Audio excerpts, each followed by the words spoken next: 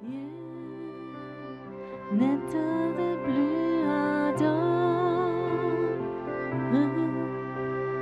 viens, ne tarde plus donne ton cœur, viens, tel que tu es adore, viens.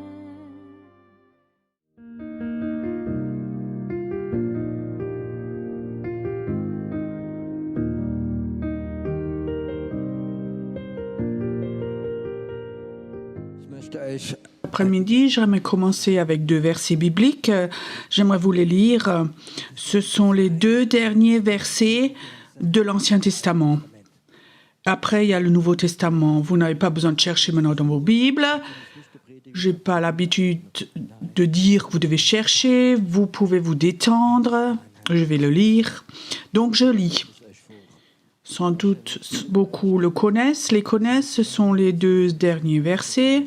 Le prophète dit, « Voici, je vous enverrai. » Élie, le prophète, avant le jour de l'Éternel arrive, ce jour grand et redoutable. Il ramènera le cœur des pères à leurs enfants et le cœur des enfants à leurs pères, de peur que je ne vienne frapper le pays d'interdit.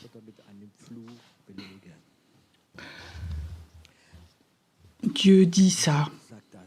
Dieu dit à un prophète, à Malachie.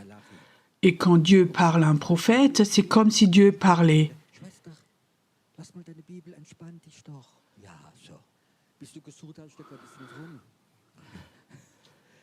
Tu sais, Dieu parle à Malachie, Élie va revenir.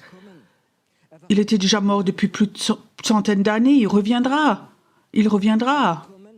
Il va ramener le cœur des pères à leurs enfants. Une relation de cœur entre Dieu et les humains, pas une loi, des lois, mais une relation de cœur. Vous aussi, vous avez cette soif que le temps vienne, que toute personne ait une relation de cœur avec Dieu, pas une théologie, pas une religion.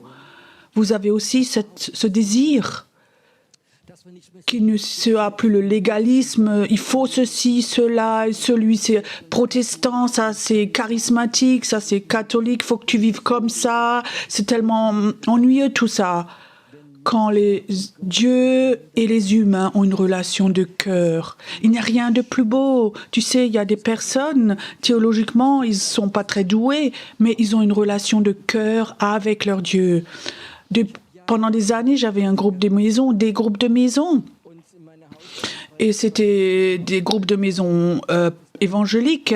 Et presque chaque semaine, j'avais 5-6 groupes chaque semaine. Et presque chaque semaine, quand au des groupes de maison, une personne se convertissait, c'était des bébés chrétiens tellement mignons. Et tu sais, quand tu as une vraie nouvelle naissance, tu as tout de suite une relation de cœur avec ton Dieu. Et c'était tellement beau. Mes bébés chrétiens, qui étaient tout jeunes, chrétiens, et ils priaient. C'était un peu du désordre, mais c'était beau. Tu sais, c'était ce cœur pur. Il n'y avait pas de légalisme. Il faut que tu fasses ça et ça. C'était simplement une relation d'amour entre Dieu et eux. Élie va revenir et va faire cela. Et c'était quelque chose de très prophétique parce que dans l'Ancien Testament, c'était pas une relation du cœur, mais c'était la loi. Il fallait sacrifier à Dieu, il fallait faire ceci, il fallait faire le Shabbat. Et dans le Nouveau Testament, on ne le fait pas parce que c'est écrit, mais nous le faisons parce que nous l'aimons. C'est juste ça. Et quand l'amour refroidit, on remplace ça par la loi. Moi, le dimanche, je viens avec fidélité à l'église, pas par amour, mais les Allemands sont conscients, responsables, on y va. Je souhaite vraiment cette relation de cœur. J'étais en mission dans l'Amérique du Sud et je peux te dire, les gens là-bas, les chrétiens, ils sont tellement, chaleureux. Vous ne pouvez pas imaginer. Ils ne m'ont jamais vu. Et quand ils m'ont accueilli, c'était juste un exemple. Je me promène en ville. Il y a une dame qui vient à ma rencontre de l'église. Et elle me reconnaît avec son vélo. Elle pose son vélo par terre au milieu de la route. Elle vient et elle m'embrasse. Elle me prend au cou. Tu comprends ça?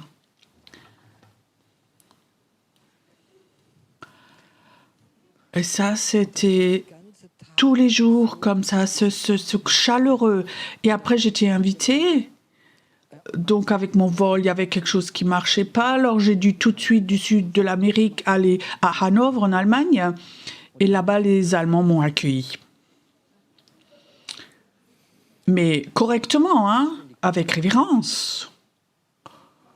Alors, j'ai remarqué, il y a une différence entre l'Amérique du Sud et l'Allemagne. Ici, on est en Allemagne du Sud, c'est autrement. Hein.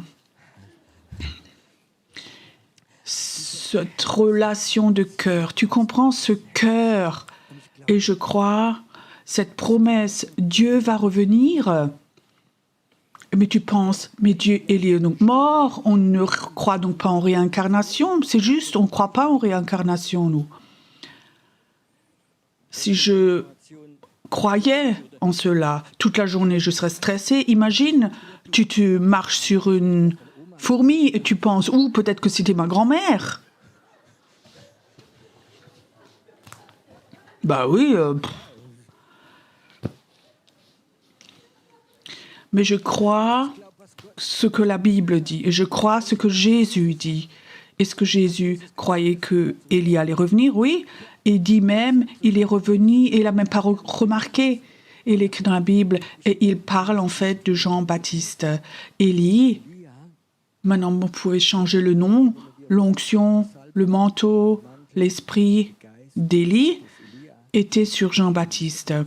Et Jean-Baptiste avait fait quelque chose. Il a préparé pour que ce qui est très grand, ce qui est très grand était Jésus. Élie est le prophète qui préparait tout pour que quelque chose de très grand arrive. Est-ce que vous avez cette attente que quelque chose de gigantesque va arriver?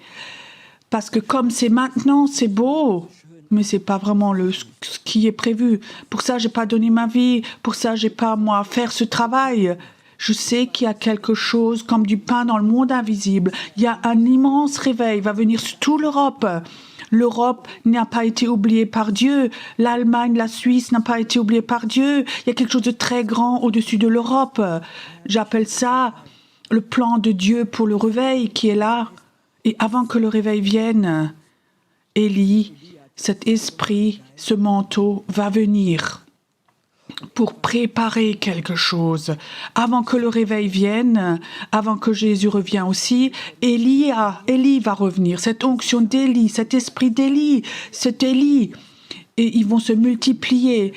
On va apprendre à connaître ce syndrome d'Élie. Et beaucoup vont être des Élis prophétiques, surtout dans la prière. Il y aura beaucoup d'Élis qui vont préparer quelque chose, préparer pour ceux qui vont venir.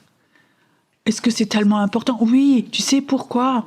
Parce que la Bible dit, si Élie ne revient pas, alors notre pays va vivre un interdit, une malédiction. Est-ce que tu veux que la malédiction vienne sur le pays? Est-ce que tu veux que le jugement vienne sur le pays? Le jugement est en train de venir, je te dis.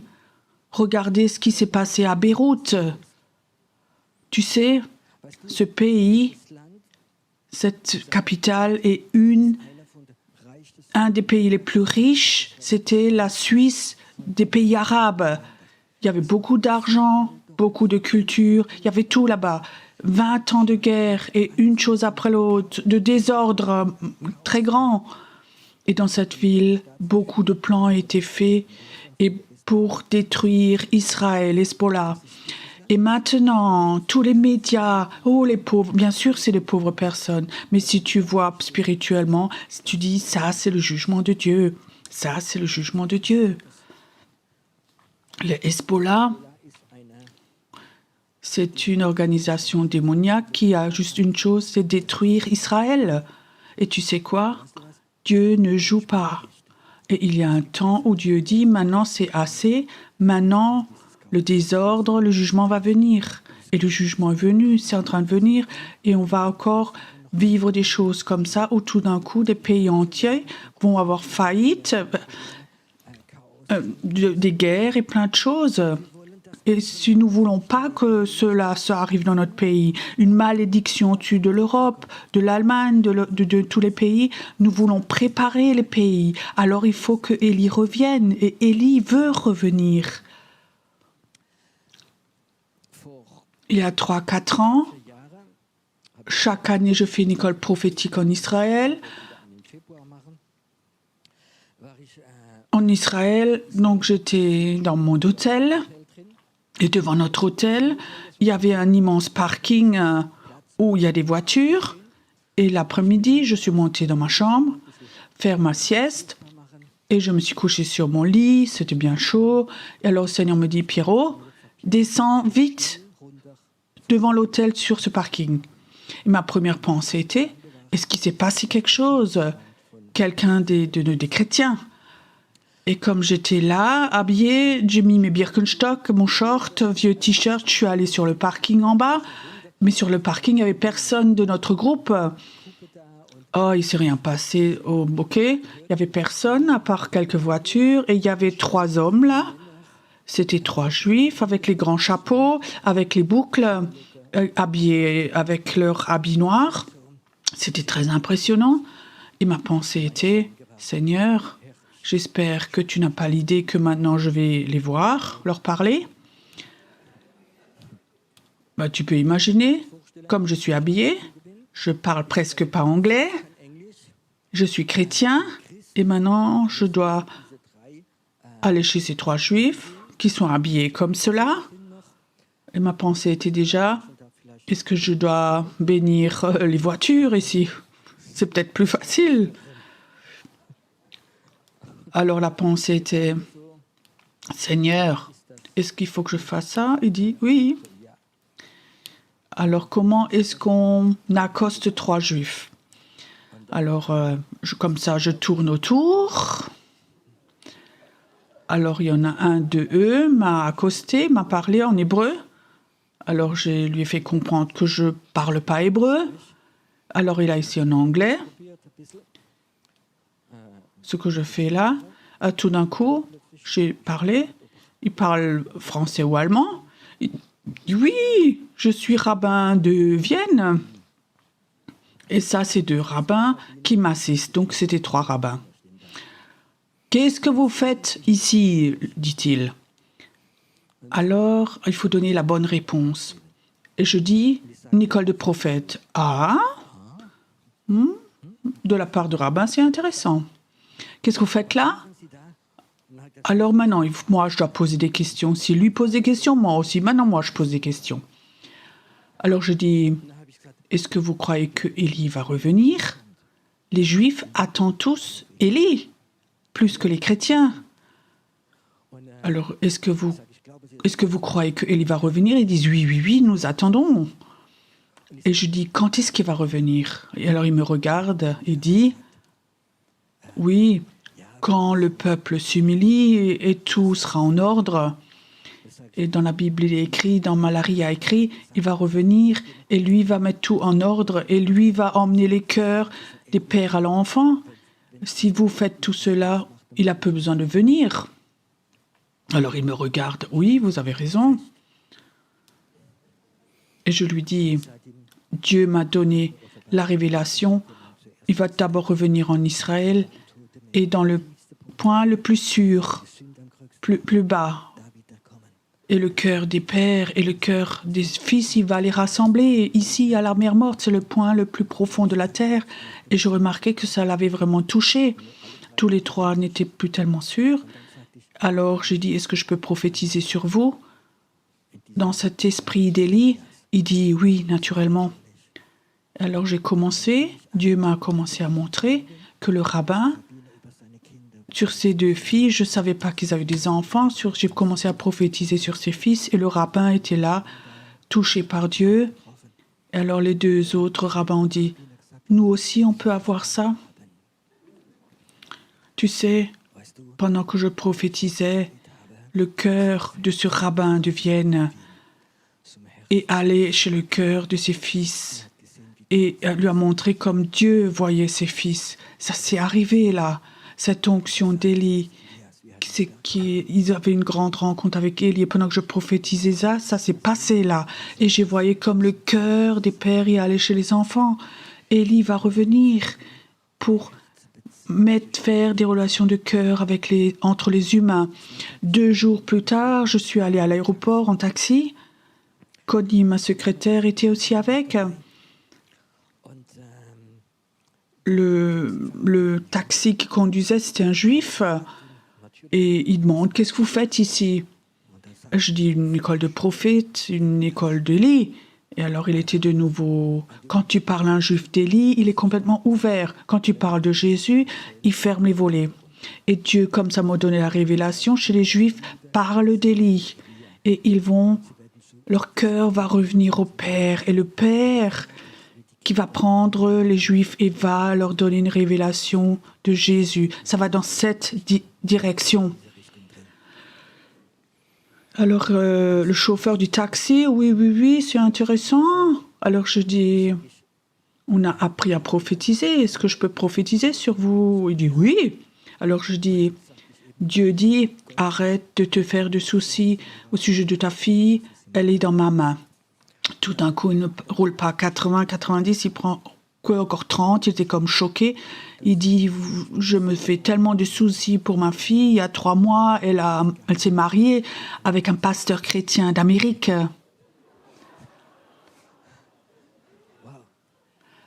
Et tout d'un coup, dans le taxi, le cœur du chauffeur de taxi a été relié avec le cœur de sa fille. Dieu l'a vu. Cette onction d'Élie le remet des relations de cœur en ordre. Sans doute, vous avez de nouveau envie d'avoir une relation de cœur entre frères et sœurs, avec les leaders, ou entre les humains, ou dans la famille, ou entre les générations. Je trouve que c'est tellement grave. Notre Dieu dit, c'est un Dieu d'Abraham, d'Isaac, de Jacob, de plusieurs générations. Je crois que c'est important qu'on ait une relation de cœur entre les générations. Je trouve que c'est important que les grands-pères, grands-mères aient une relation de cœur avec leurs petits-enfants. Beaucoup de jeunes gens sont venus à fois plus tard parce qu'ils avaient une relation de cœur avec leur grand-mère, grand-père. Peut-être qu'ils avaient le temps d'ouvrir leur cœur pour ces enfants. Ma grand-mère, elle s'est convertie dans un réveil. Mon grand-père aussi, ils étaient ensemble, c'était un grand miracle. Mon grand-père était mort, je ne l'avais pas connu. Et ma grand-mère avait 17 petits-enfants.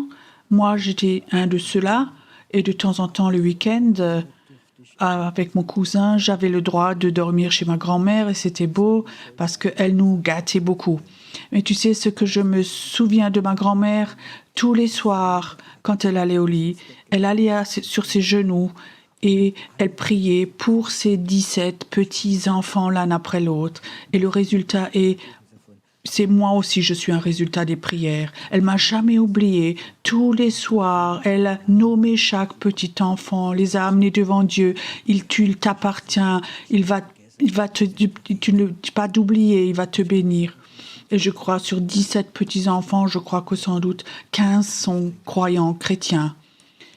Cette relation de cœur, pas une théologie, pas un système, pas de dogme, pas de la religion, mais une relation de cœur. Ma grand-mère, je sais une chose, c'était pas la femme parfaite, mais je sais une chose, elle avait une relation de cœur avec son Dieu. La religion, c'est tellement pas important, mais une relation de cœur. Cette onction d'Élie est là, cet esprit d'Élie est là, et il voudrait de nouveau faire une relation de cœur entre les humains. Comment est-ce que nous, on va avoir une relation de cœur avec Dieu si nous ne sommes pas capables d'avoir une relation de cœur avec nos enfants, nos parents, nos frères et sœurs? Comment est-ce que je peux dire, Seigneur, je veux apprendre à connaître ton cœur si le frère à côté de moi, je n'ai aucun intérêt à son cœur à lui? Beaucoup de personnes m'ont dit, tu sais, je vais à l'église et le pasteur se réjouit parce qu'il a un membre en plus. Mais il n'a pas d'intérêt à mon cœur. Ce n'est pas une relation de cœur. Et je crois, cette loi, ce légalisme nous a tellement imprégnés qu'on a oublié notre cœur. Et cette onction d'Élie veut de nouveau guérir les cœurs pour avoir une relation de cœur à nouveau. Souvent, nous savons ce qui est juste et ce qui est faux. C'est juste ça. On est des chrétiens depuis longtemps, on connaît la Bible, on sait ça c'est juste, ça c'est faux. Et ça, c'est pas le discernement des esprits, mais c'est l'arbre de la connaissance du bien ou du mal. Nous avons encore quelque chose que nous connaissons. On a comme ça un nez pour le péché. Ce que ce frère fait, comme la femme s'habille, comme celui-là se conduit, ça c'est faux, c'est écrit. On a comme ça, on a beaucoup de savoir. Mais est-ce que tu connais le cœur de celui qui pêche, le cœur de celui qui est différent de toi? Ça a vraiment transformé ma vie, comme le Seigneur m'a dit. Pierrot, je ne sais pas seulement pourquoi, mais je sais aussi, je ne sais pas quand tu pêches, mais pourquoi. C'était pas accusateur, je connais ta faiblesse, la faiblesse de son cœur quand tu fais quelque chose. Je ne veux pas t'accuser, mais j'aimerais guérir ton cœur. Ça, c'est l'onction d'Élie. Tu sais, ce désir de nouveau devenir une personne de cœur de nouveau. Tu sais, beaucoup de chrétiens pensent et savent que Dieu peut tout, qu'il a la toute-puissance. Dans la Bible, il est écrit, Dieu a tendu sa main et des signes et des miracles sont faits. Dieu est puissance, mais tu sais que Dieu aussi a un cœur. Tu sais que le cœur de Dieu lui fait mal. Tu sais que Dieu a parfois le désir dans son cœur que tu viennes et que tu arrêtes de t'accuser, mais que tu ouvres ton cœur. Il voudrait que tu ouvres ton cœur parce que lui aussi voudrait t'ouvrir son cœur. Dans l'Ancien Testament, il y avait un prophète. Les prophètes avaient entendu la parole et l'ont exprimée. Dans le Nouveau Testament, un prophète n'entend pas la parole de Dieu, mais il entend la parole de Dieu et il essaie de comprendre le cœur de Dieu et après il le transmet. Est-ce qu'il y a une différence? Tu sais, quand un prophète ne connaît pas le cœur de Dieu et ne transmet que les vérités brutes comme elles sont, et tu sens pas le cœur de Dieu, la vérité peut détruire une personne. Si tu connais, tu sens le cœur de quelqu'un, tu sens l'amour de Dieu et la vérité, alors la vérité ne va jamais te blesser, te détruire. Et ça, c'est Élie. Moi, j'ai peur toujours de ces mouvements prophétiques où les gens cherchent les dons, le don de voir. Hier soir, ce python voyait aussi. Et c'est dangereux d'avoir ce don de voir quand tu ne connais pas le cœur de Dieu. Et Dieu a un désir de te révéler de façon nouvelle son cœur. C'est tellement grave quand nous, les chrétiens, nous commençons que l'accusateur des frères devienne des collaborateurs. C'est tellement grave quand les gens viennent et découvrent les fautes des autres ou sur YouTube, celui-là n'est pas bien habillé, ceci, cela, et tout d'un coup tu sens en toi, ce n'est rien d'autre que ce nez pour tout ce qui ne va pas. Qu'est-ce que ressent Dieu quand les chrétiens blessent quelqu'un avec la parole de Dieu et le détruisent et le tapent? J'ai tellement ce désir dans mon cœur, ce besoin que l'onction d'Élie revienne aussi sur l'Église. Jésus en Allemagne, dans nos pays. Je peux comprendre que beaucoup de pasteurs sont blessés et ont peur des prophètes.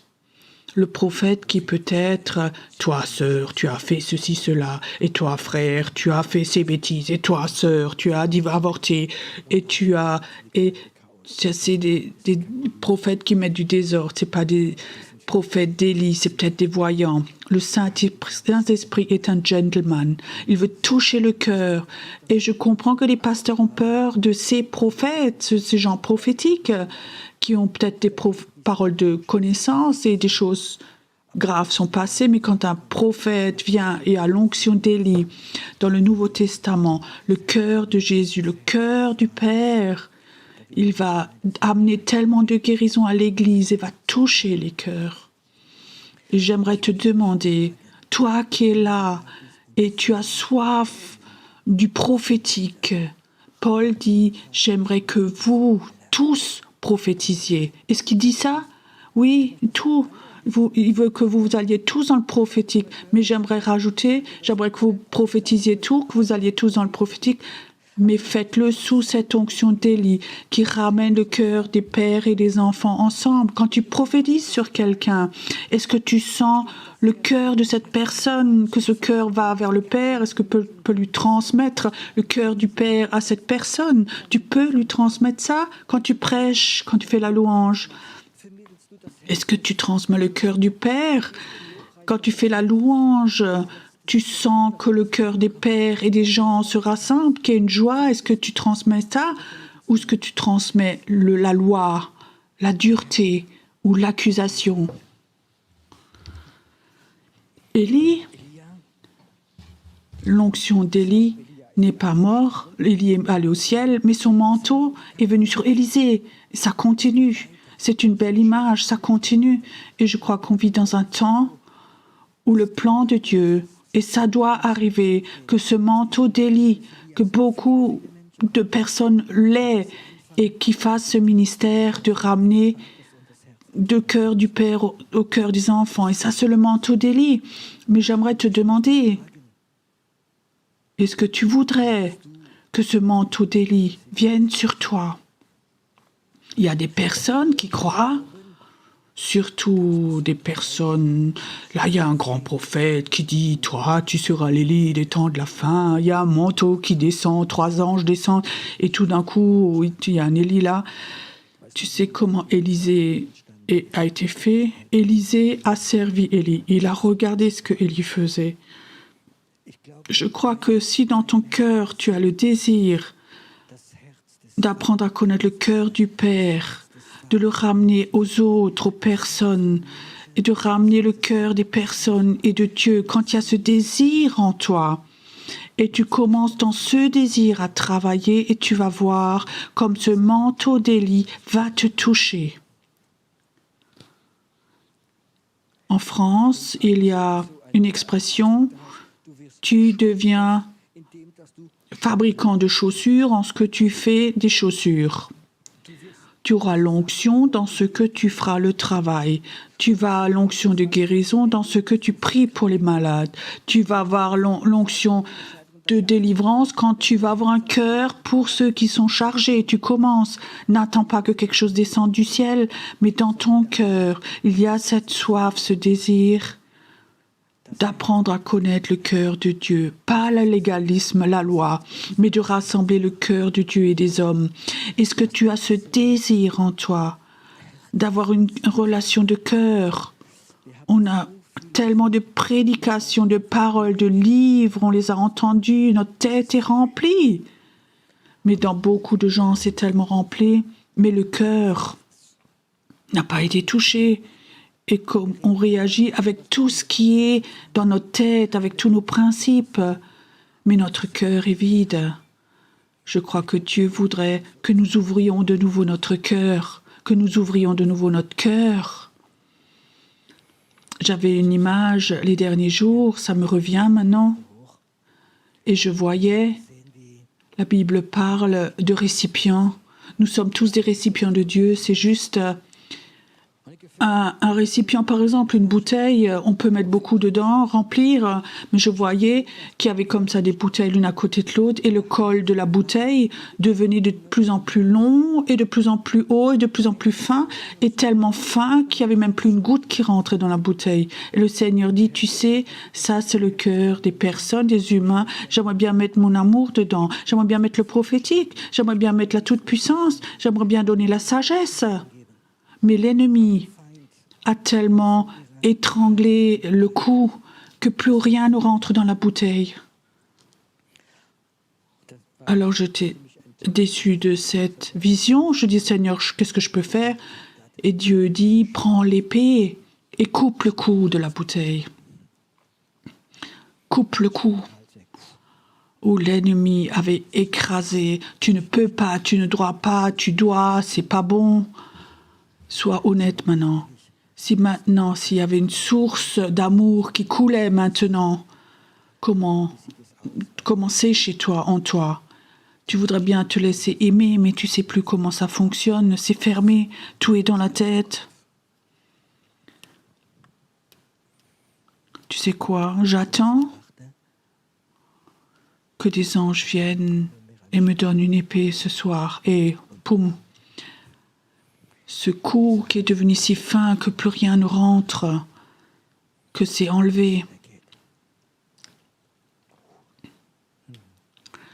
Seigneur, je te remercie que toi, tu nous révèles ton cœur, que toi, ton cœur, tu veux nous le donner, nous le montrer.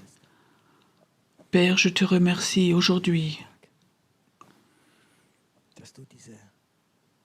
que ce cou, ce col qui est tellement fermé, où l'ennemi, par l'accusation, par les peurs, par les besoins, par la religiosité, par l'éducation, par le passé, ce col-là est devenu tout fin, tout petit, que tu l'enlèves, que tu le coupes et qu'ils puissent de nouveau ouvrir leur cœur et que leur cœur soit complètement ouvert. Écoute maintenant, si tu es là cet après-midi et tu sens maintenant, tu aimerais tellement l'amour de Dieu dans ton cœur, mais c'est tellement fermé en toi. Il y a peut-être juste quelques petites gouttes qui rentrent dedans. Et tu as une soif que l'amour de Dieu, c'est pas une théorie, mais que ça touche ton cœur cet après-midi, que tu peux devenir un Élie, que tu peux être un Élie. Alors il va toucher, si tu veux être touché par le cœur de Dieu, et tu es là ce soir, et Dieu te parle maintenant, et c'est ton problème, alors viens simplement devant. Viens devant, mets-toi là devant, debout. Aujourd'hui, j'aimerais prendre cette épée de la parole de Dieu. Et j'aimerais que ça se passe. J'aimerais que ça se réalise au nom de Jésus. Que ce coup tellement fin ne peut plus freiner, où l'ennemi avait fermé, que même ça t'avait pris tout l'air, enlevé l'air que tu respires. Et l'Esprit Dieu dit, je t'accuse pas, j'aimerais être un libérateur. Je ne t'accuse pas, tu es mon enfant, tu es tout ce que j'ai sur cette terre. Je ne veux pas t'accuser, mais j'aimerais désirer ton cœur de façon nouvelle pour que l'onction d'Élie puisse te remplir, que tu puisses faire ce travail de relier le cœur des personnes avec le mien. Je vois beaucoup d'entre vous qui ont senti tout est de la théorie, je ne peux plus me laisser aimer. Et l'esprit de mort avait commencé toujours de plus en plus à te fermer. Où l'esprit de mort était venu et tu n'avais plus de joie de la vie. La joie de l'Éternel n'était plus ta force, mais que encore tout ce que tu dois, une obligation, tout était un travail. Et le Seigneur dit, je ne veux pas que tu dois venir chez moi, mais j'aimerais que ton cœur crie vers moi. J'aimerais que tu aies de nouveau ce temps où ton cœur crie après moi, après la communion avec le cœur de Dieu. Et Père, j'aimerais cet après-midi, au nom de Jésus, prendre cette épée et ce que l'ennemi a détruit, ce cou qui était devenu tellement fin, si petit, je dis au nom de Jésus, je t'enlève. Je dis au nom de Jésus, ça te quitte et cette mort te quitte.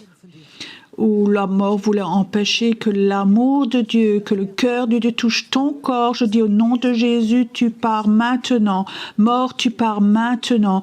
Mort, tu pars et la vie de Dieu vient. Le prophétique vient au nom de Jésus. Mort, tu t'en vas. Mort, tu les quittes, tu la quittes, tu t'en vas, mort. Et mort, tu quittes là où tu avais lié les personnes. Là où tu as écrasé les personnes, tu t'en vas au nom de Jésus, tu le quittes complètement mort. Je dis maintenant au nom de Jésus, tu les quittes maintenant et tu quittes cette salle maintenant au nom de Jésus. Au nom de Jésus, tu quittes maintenant et tu t'en vas, tu quittes cet endroit. Ces temples de Dieu vont être libres au nom de Jésus. Mort, tu vas maintenant t'en aller. Ton temps est compté, tu vas partir des pensées, des sentiments, tu sors de leur cœur, tu sors complètement, ça sort au nom de Jésus, ça sort là où la mort, tu avais des pensées de mort, ça te quitte maintenant, ça te quitte maintenant. Père, ça te quitte maintenant. Et Père, ça va être une génération qui va se lever, ils vont résister à la mort. Mais cette onction prophétique de l'amour, de ces Élis, ils vont se lever. Et beaucoup de personnes qui sont là devant, tu as des pensées de mort, tu avais des pensées, si j'étais plus là, je suis inutile, et tu pouvais plus recevoir l'amour de Dieu. Écoute, si tu avais des pensées comme ça, que tu es inutile, que Dieu peut pas t'utiliser, et ces pensées sont tellement fortes, étaient tellement fortes. Mets la main sur ta tête maintenant. J'aimerais maintenant que tes pensées, là où elles sont venues, là elles ont essayé de construire des nids, je veux les détruire maintenant au nom de Jésus. Ces pensées de mensonges, elles te quittent maintenant. Elles te quittent maintenant au nom de Jésus. Je les détruis au nom de Jésus.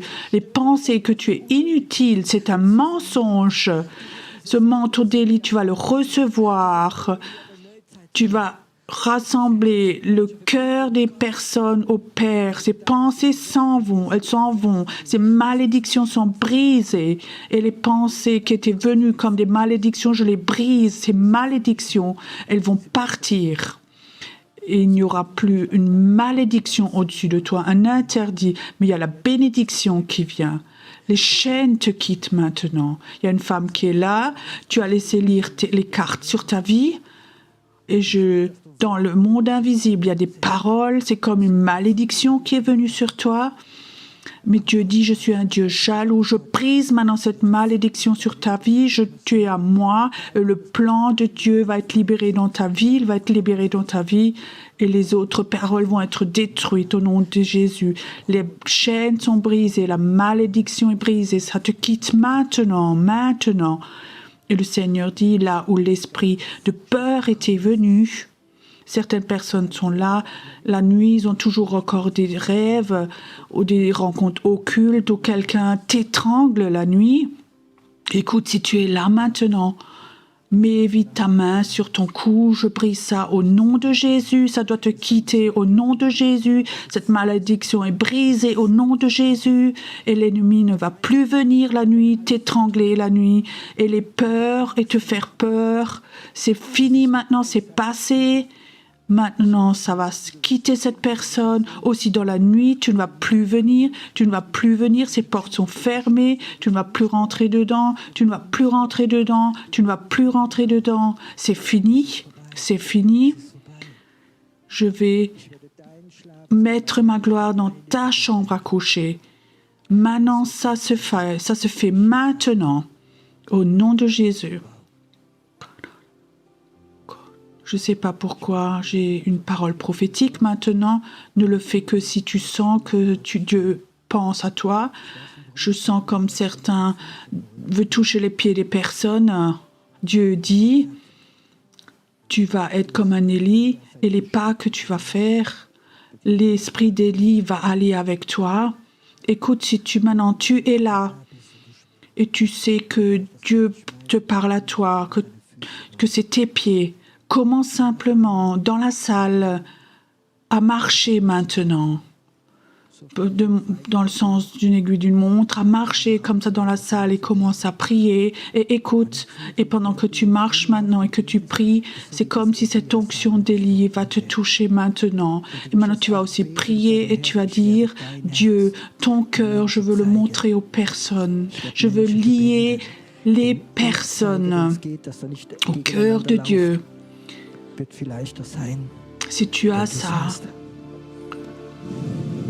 Laisse-toi être touché maintenant du Saint-Esprit. Laisse-toi être touché par Dieu maintenant.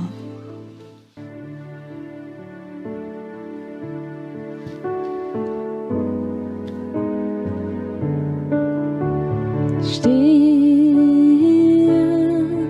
vor dem Gnadenthron und bete an. Ich seh den Vater und den Sohn, das Opferlamm.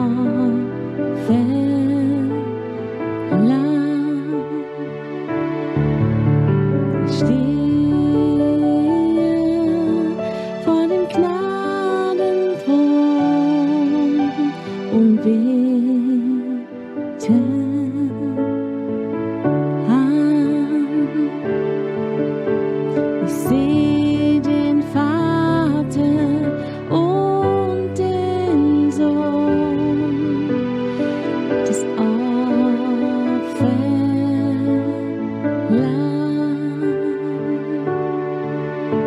Das Opferlamm.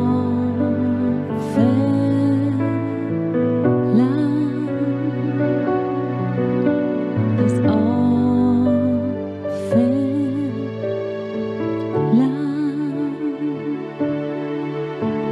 Ich steh in deiner Gegenwart und bete an. Ich hebe meine Hände auf zu dir.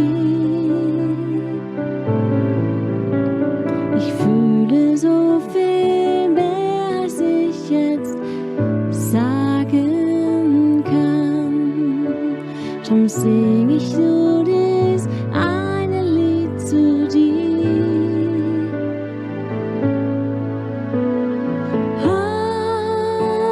Halleluja, Halleluja, Halleluja. Ich erhebe dich, o Herr.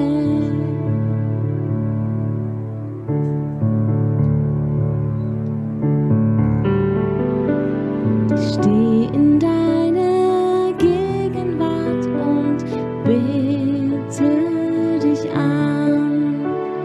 Ich hebe meine Hände auf zu dir.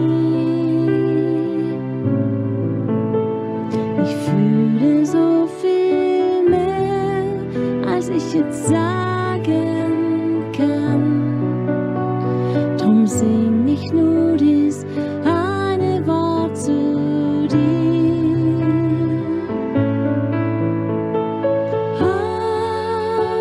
Halleluja, Halleluja, Halleluja. Ich erhebe dich. Halleluja, Halleluja. Ich erhebe dich, o Herr. Ich erhebe dich, o Herr. Ich erhebe dich, o Herr. Ich steh in deiner Gegenwart und bete an.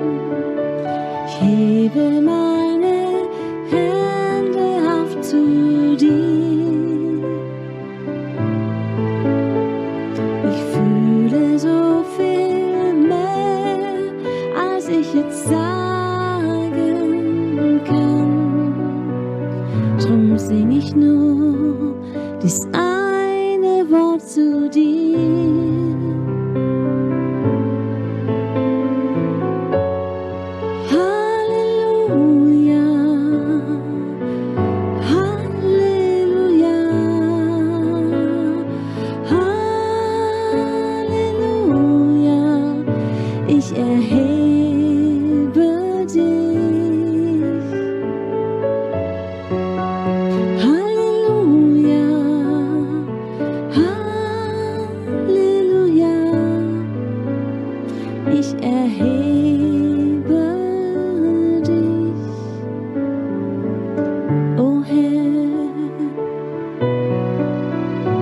Ich erhebe dich, o Herr.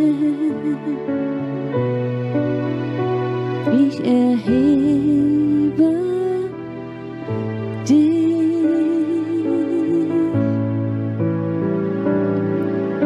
o Herr.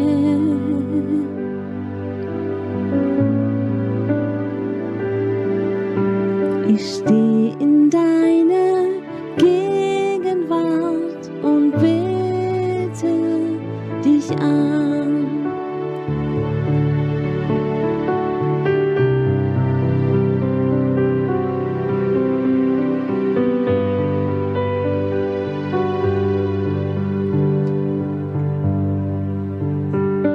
Ich stehe in deiner Gegenwart und bete dich an. Ich fühle so viel mehr, als ich jetzt sagen kann. Ich fühle so viel mehr von dir.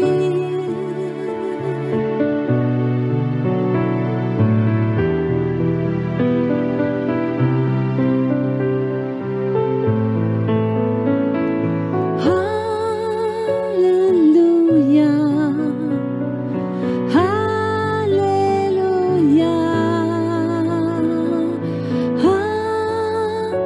Halleluja. Ich erhebe dich, ich erhebe dich, o Herr. Ich erhebe dich,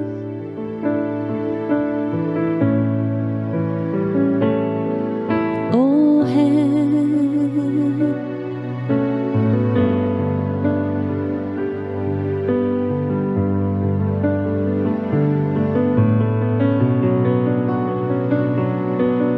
Ich erhebe dich,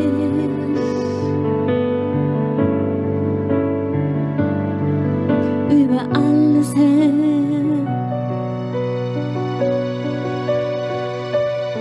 Über den Goliath,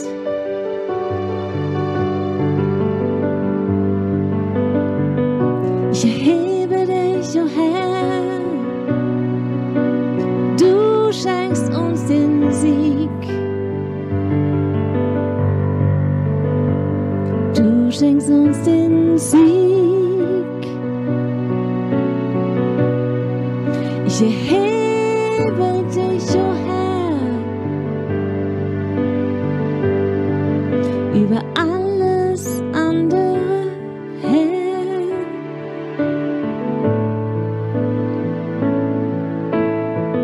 Du regierst in mir,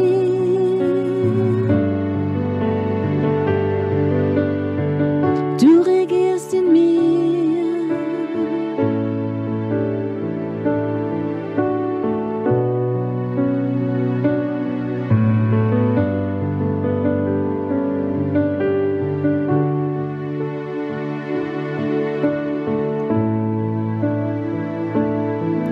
Ich erhebe dich, über alles her.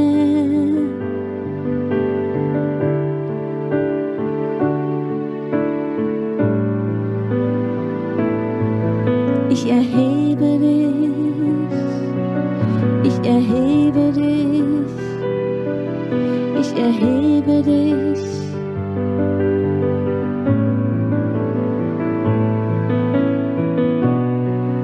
Du bist mein Gott, du bist mein Gott. Ich erhebe dich, über alles, über alles andere her. Bist du erhoben?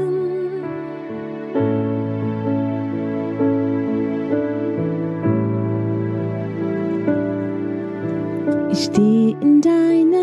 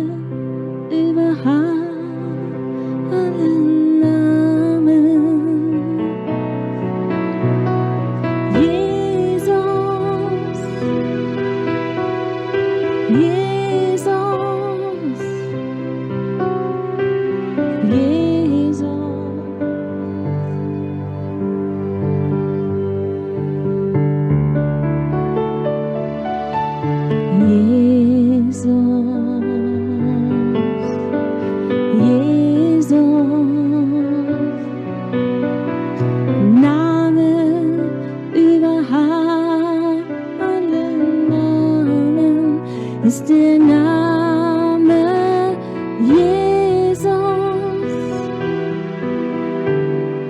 Jesus. Jesus.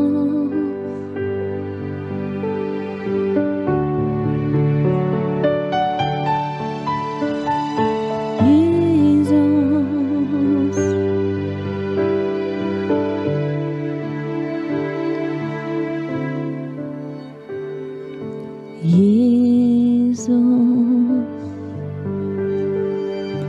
Jesus,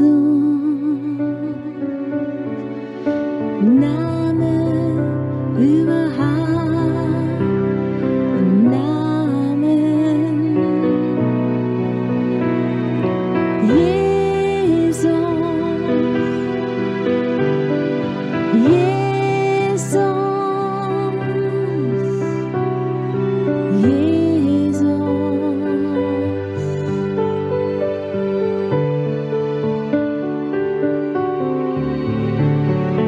Du allein bist siegreich auferstanden. Du regierst in Herrlichkeit.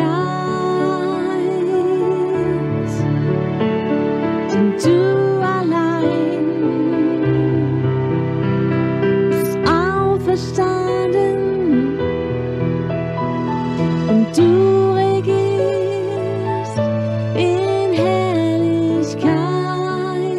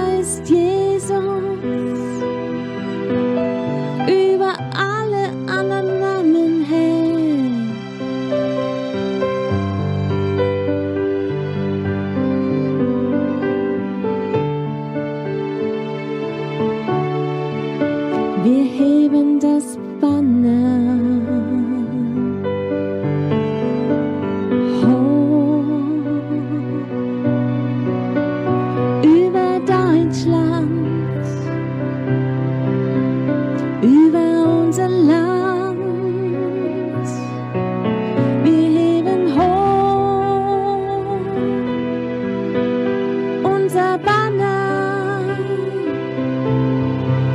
und wir stehen auf zum Kampf,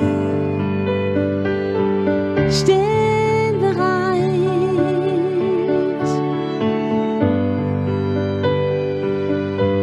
Wir stehen bereit.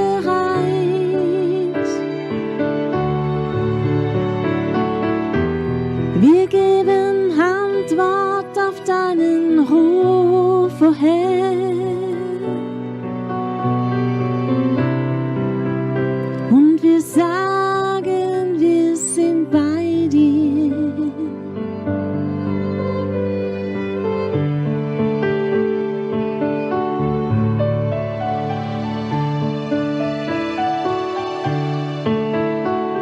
Wir heben das Banner hoch über Deutschland. Es ist unser Land.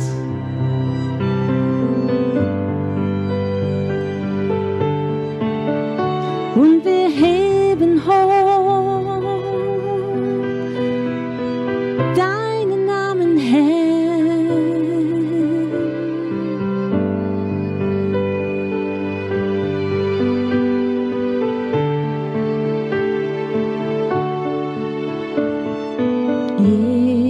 Jesus,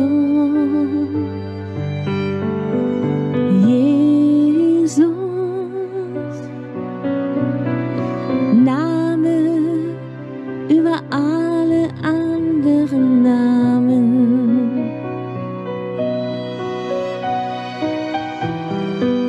Dein Name, Jesus, dein Name, Jesus.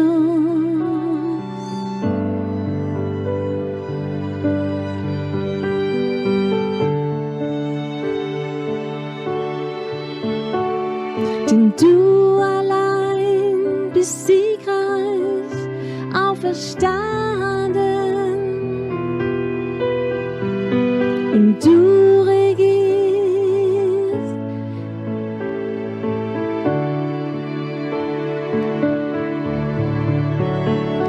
Du allein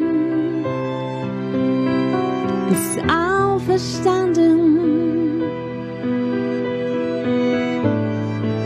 von den Toten.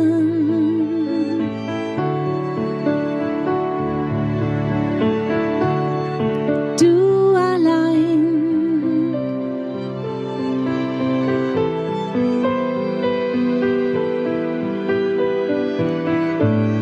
und du regierst in Herrlichkeit.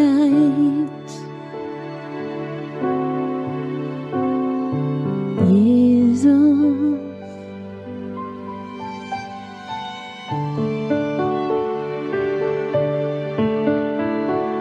Jesus,